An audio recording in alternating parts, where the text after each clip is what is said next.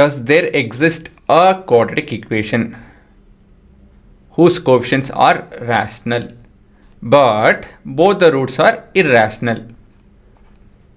ಏನು ಕೇಳ್ತಾರೆ? Justify your answer. ಹಾಂ, ಏನು ಕೇಳ್ತಾರೆ ಯೋಚನೆ ಮಾಡಿ, ಅರ್ಥ ಮಾಡ್ಕೊಳ್ಳಿ ಪ್ರಶ್ನೆನ. ಏನು ಹೇಳ್ತಾ ಇರಿ ಅಂತ ಹೇಳಿದ್ರೆ, ಯಾವುದಾದ್ರೂ ಒಂದು ಕ್ವಾಡ್ರಾಟಿಕ್ ಈಕ್ವೇಷನ್ ನೋಡ್ಸ್ತೀರಾ, ಅದರಲ್ಲಿ ಹೇಗಿರಬೇಕು ಅಂತ ಹೇಳಿದ್ರೆ ಕೋಎಫಿಷಿಯನ್ಸು ಅದು ಇಂಟೀಜರ್ಸ್ ಹಾಕ್ಕೊಂಡಿರಬೇಕು. ಇಲ್ಲ ಅಂತ ಹೇಳಿದ್ರೆ ಯಾವುದಾದ್ರು ರ್ಯಾಷನಲ್ ನಂಬರ್ ಅಂತ ಹೇಳಿದ್ರೆ ಫ್ರ್ಯಾಕ್ಷನ್ಸ್ ಅದು ಇದು ಅಂತ ಹೇಳಿ. ಆದರೆ ರೂಟ್ಸ್ ಆಲ್ಫಾ ಮತ್ತು ಬೀಟಾ ಶುಡ್ ಬಿ ಇರ್ರ್ಯಾಷನಲ್ ಅಂತ ಹೇಳಿ ಕೇಳ್ತಾರೆ. ಇದು ಸಾಧ್ಯನಾ ಅಂತ ಹೇಳಿ. ಸಾಧ್ಯ. ಇಷ್ಟೊಂದು ಇದುವರೆಗೂ ಅಷ್ಟೊಂದು ಪ್ರಾಬ್ಲಮ್ ಮಾಡಿದ್ದೀವಿ, ನೋಡಿದ್ದೀವಿ ನಾವು, ಅದು ಬರುತ್ತೆ ಇಷ್ಟೊಂದರಲ್ಲಿ. ಸೊ ಈ ಒಂದು ಎಕ್ಸಾಂಪಲ್ ಯೋಚನೆ ಮಾಡಬೇಕು. ನಿಮ್ಮ ಆನ್ಸರ್ ಅಕಸ್ಮಾತ್ ಒಂದು ಯಾವುದಾನ ಒಂದು ಆನ್ಸರಲ್ಲಿ ನಿಮ್ಮ ಕ್ವಶನ್ ಪೇಪರಲ್ಲಿ ಒಂದು ಯಾವುದಾನ ಕ್ವಾಡ್ರಾಟಿಕ್ ಈಕ್ವೇಷನ್ ಪ್ರಶ್ನೆ ಬಂದಿತ್ತು, ಅದ್ರ ರೂಟ್ಸು ರೂಟಲ್ಲಿ ಬಂತು ಅಂತ ಹೇಳಿದ್ರೆ, ಇರ್ರ್ಯಾಷನಲ್ ನಂಬರ್ ಆಗಿ ಬಂತು ಅಂತ ಹೇಳಿದ್ರೆ ಅದೇ ಎಕ್ಸಾಂಪಲ್ ಬರಿಬೋದು. ಇಲ್ವಾ? ಯೋಚನೆ ಮಾಡಿ. ಸೊ ಜನರಲ್ ಫಾರ್ಮ್ಯಾಟ್ ಏನಪ್ಪ, a² + bx + c = 0. ಇದು ನನ್ನ ರಫ್ ವರ್ಕು, ಆಯಿತಾ? ಸಡಲ್ ವರ್ಕ್ ಅಂತೀನಿ ಇದನ್ನು. ನನಗೆ ಡಿ ಯಾವ ಥರ ನಂಬರ್ ಬೇಕು ಅಂತ ಹೇಳಿದ್ರೆ, D which is b² - 4ac ಯಾವ ಥರ ನಂಬರ್ ಬೇಕು ಅಂತ ಹೇಳಿದ್ರೆ ನನಗೆ ರೂಟ್ ಬರಬೇಕು. ಸರಿನಾ? ಎಕ್ಸಾಂಪಲ್ಲು 3x² + 4x + ಸೇ 2, ಆಯಿತಾ? b² - 4 × 3 × 2 16 ಬರುತ್ತೆ. ಇಲ್ಲಿ 16 ಬರುತ್ತೆ, ಇಲ್ಲಿ ನೆಗೆಟಿವ್ ಆನ್ಸರ್ ಬರುತ್ತೆ, ಬೇಡ. ಇಲ್ಲಿ 5 ಹಾಕ್ಕೊತೀನಿ. 5 ಅಂತ ಹೇಳಿದ್ರೆ ಇದು ಎಷ್ಟು ಬರ್ತೀವಿ ಹುಡುಗರ? ಇದು 4 3 × 12 24 1 ಬರುತ್ತೆ, ಇದು ಬೇಡ. 6 ಹಾಕ್ಕೊತ ಏನೇ. ಏನಕ್ಕೆ ಅಂತ ಹೇಳಿದ್ರೆ ಡಿ ವ್ಯಾಲ್ಯೂ ಏನು ಮಾಡುತ್ತೆ, ಎಲ್ಲಿದೆ ಡಿ ವ್ಯಾಲ್ಯೂ?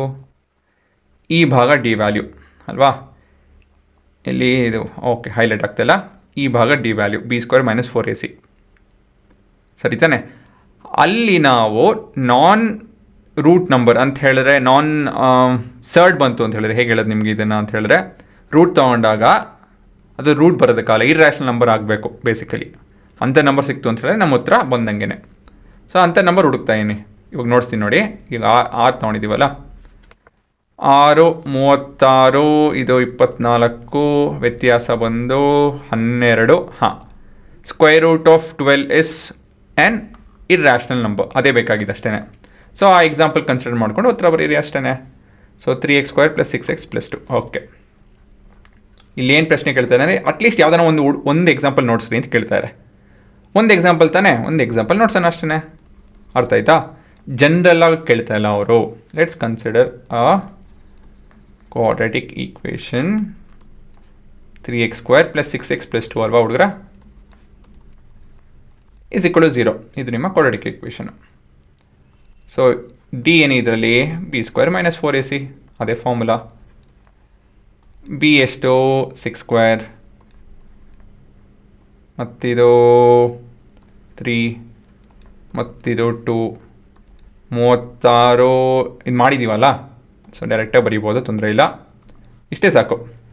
ಅದಾಯಿತು ಅಂದಮೇಲೆ x formula, x which is equal to -b ± √d, this entire thing divided by 2 × a.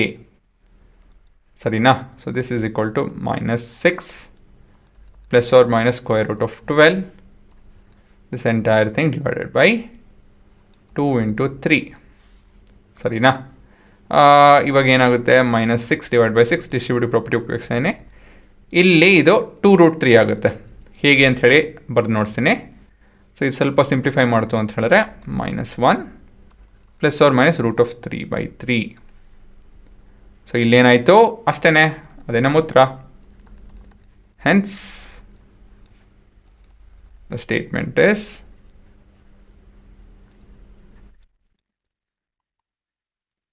True ಅಲ್ವಾ? ಸರಿ ತಾನೆ? ಇಲ್ಲಿ ನೋಡ್ಬೋದು ಆಲ್ಫಾ ಮತ್ತು ಬೀಟಾ ರೂಟಲ್ಲಿರುತ್ತೆ. ಸೊ ಹಾಗಾಗಿ ಜಸ್ಟಿಫೈ ಯುವರ್ ಆನ್ಸರ್ ಕೊಟ್ಟಿದ್ದಾರೆ. Does there exist? Yes, it does exist. ಇಲ್ಲ ಅಂತ ಹೇಳಿದ್ರೆ ಹೆನ್ಸ್ ಸ್ಟೇಟ್ಮೆಂಟ್ ಇಸ್ ಟ್ರೂ ಅಂತ ಬರ್ಕೊಳ್ಳಿ ಸಾಕು. ಸಣ್ಣ ನೋಟು, ಈ √12 ಅದೇ ಹೇಗೆ ಬಂತು ಅಂತ ಹೇಳಿ ನಿಮ್ಗೆ ಒಂದಷ್ಟು ಜನಕ್ಕೆ ಪ್ರಶ್ನೆ ಇರುತ್ತೆ. ಹುಡುಗರ 12 ನಾನು 4 × 3 ಅಂತ ಬರಿಬೋದೇನ್ರ? ರೂಟ್ ಬಗ್ಗೆ ಯೋಚನೆ ಮಾಡಿ. 4 × 3 ಅಂತ ಬರಿಬೋದಾ? ಬರಿಬೋದು ತಾನೆ. ಆಮೇಲೆ ನಾನು ಒಂದು ಫಾರ್ಮುಲಾ ಉಪಯೋಗಿಸ್ಕೊಂಡು √4 ಇಂಟು √3 ಅಂತ ಬರಿತೀನಿ. ಏನಕ್ಕೆ ಅಂತ ಹೇಳಿದ್ರೆ there is a multiplication between them. ಇಲ್ಲಿಂದ ಬರ್ತೀವಿ ಫಾರ್ಮುಲಾ ಅಂತ ಹೇಳಿದ್ರೆ ಇಲ್ಲಿ ಬರುತ್ತೆ ನೋಡಿ, a b whole to the power of n is a to the power of n into b to the power of n ಅಲ್ವಾ. e to the power of n into b to the power of n is ab whole to the power of n.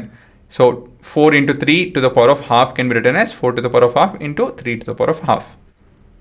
ಸರಿ ತಾನೆ. So this is 2√3 ಗೊತ್ತಾಯ್ತಾ. √4 ನಿಮ್ಗೆ ಗೊತ್ತಿದೆ.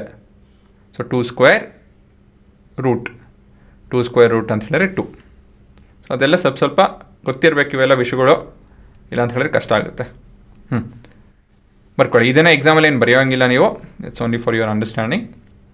ಇದು ನಿಮ್ಮ ಉತ್ತರ.